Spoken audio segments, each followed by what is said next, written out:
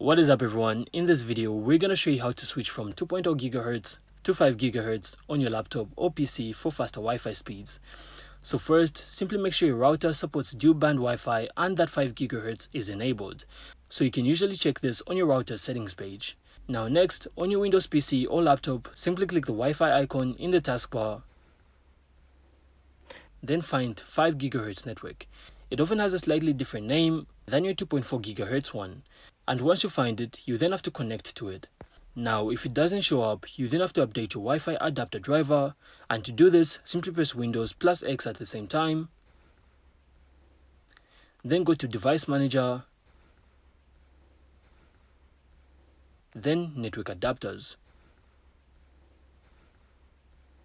And once you're here, you then have to click on your Wi-Fi adapter and choose Update Driver.